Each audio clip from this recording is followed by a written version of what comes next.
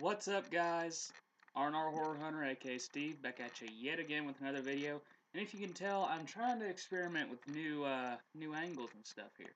I've been kind of trying to do that for a while. I'm sure you guys have noticed because you're smart. You wouldn't be smart if you weren't smart. You wouldn't be watching this channel. So anyway, I'm gonna come at you with my first ever, most fantastic, amazing, downright sexy review for the TerrorTubers YouTube channel. Now, my review is going to be of the 2000 film directed by, let's see here, Richard Clawbach,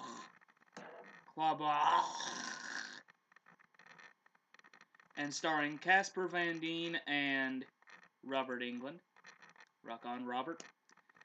Thank God he's not dead. You know, death scare a few months ago, you know.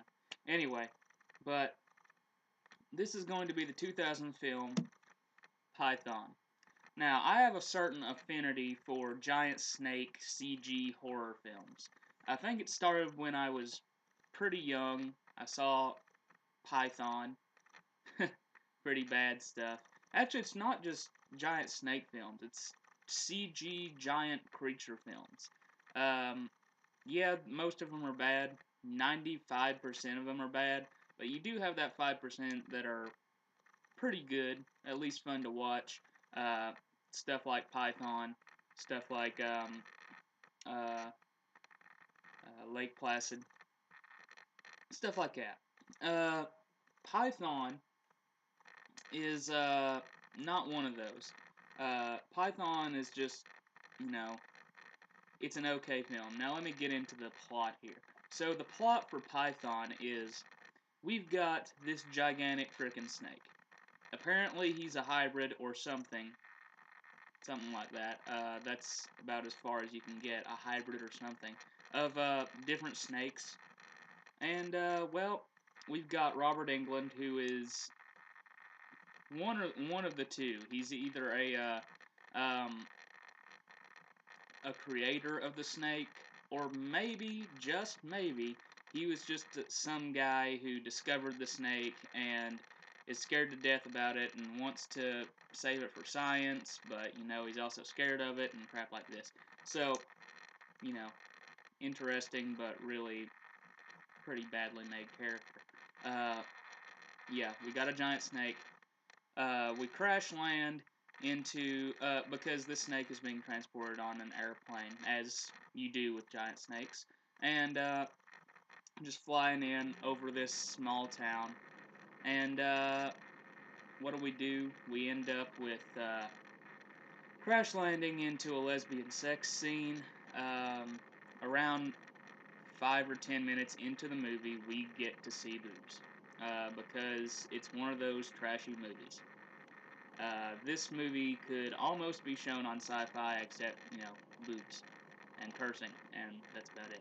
But anyway, uh, yeah, we crash land into a lesbian sex scene. The lesbians die.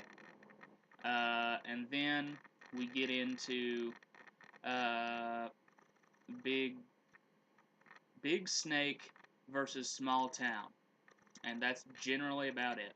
Uh, On to what I really thought of the film.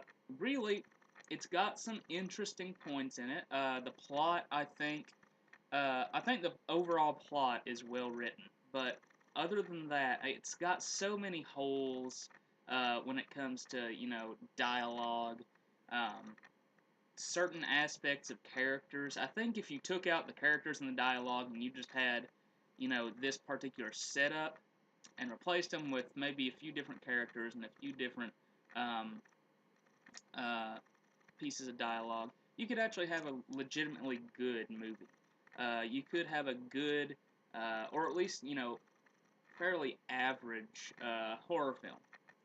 Uh, yes, the CGI is pretty terrible overall. I can't say enough about how bad the CGI is. If you can see on the front cover, this says 60 feet of pure terror. 60 feet of pure terror. That's a big freaking snake. But apparently, for no apparent reason, The snake grows to about 300 feet and probably weighs around 2 tons because it's freaking huge. Uh, Apparently, it goes from being 60 feet to 30 feet to 300 feet without really any explanation whatsoever.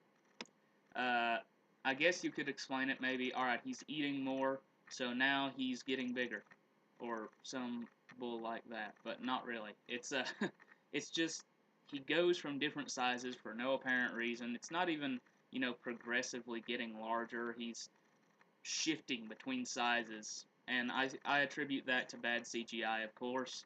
But they could have done better. They definitely could have done better with it. Like there's a scene with the python coming out of this stand of woods, and he's just he's the size of the frickin' trees, pretty much. When it comes to just like if he's laying down on his belly, the height from his belly to the top of his back is probably at least half the size of the trees. And then also for some reason he can fit in a garage where he'll kill a dude. I don't know, man. I don't know. I don't get it. But it's a very badly made movie. Can't there's attempted creativity with camera angles. Like you'll be driving down the road with these dudes, and they'll have extreme camera angles going like this, and the dude's down here. No good reason for them. Uh, Gratuitous nudity, of course. Um, there's some interesting gore effects actually though. That's one thing that I do like about it. The corpses that you will see in the movie are actually pretty well done.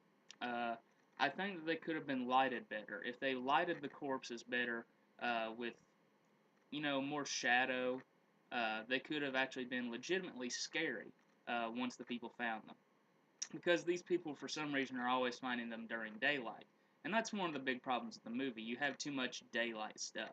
I think that if you did more of the movie at night, it would have been more, you know, more scary at the very least, scarier. I mean, but bad acting overall. Robert Englund does a pretty good job. I will say that for it. Englund, of course, does a good job. They did a good job finding Englund for this part. Although, I do have to admit, I'm not sure if Robert Englund is English, German, some other foreign person, excuse me, or is he American? I can't tell from his accent, because the accent kind of goes back and forth. I guarantee you that was maybe I'm just a sore Robert Englund fan, but I feel like that may have been some fault of the directors.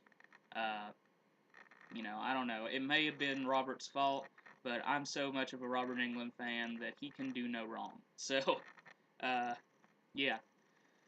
So really, overall, it is a fun movie to watch. It's very entertaining. It will keep you laughing at the stupidity of people, the stupidity of the giant snake. Even the cover, I mean, it's going to be pretty bad because it looks very CGI. Uh, but this movie was, I believe, straight to TV and then video, and it spawned actually a few sequels and spin-offs, and eventually a versus movie in the tradition of Freddy vs. Jason and Alien vs. Predator, where it faced down the boa constrictor from a spin-off film that it had. So I'm gonna give this movie a 2.5 out of 5, uh, simply for entertaining purposes. It's not a good movie at all. I definitely say that you should check it out, though, as I will say with most giant reptile movies.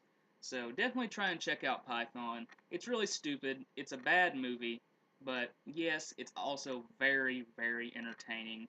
The acting's terrible. Directing is pretty bad. The writing is okay-ish. Uh, but, you know, it's enough so that you can watch it and you can be entertained by it, and that's really all that matters. We don't need our lives to be changed by a giant snake movie, guys.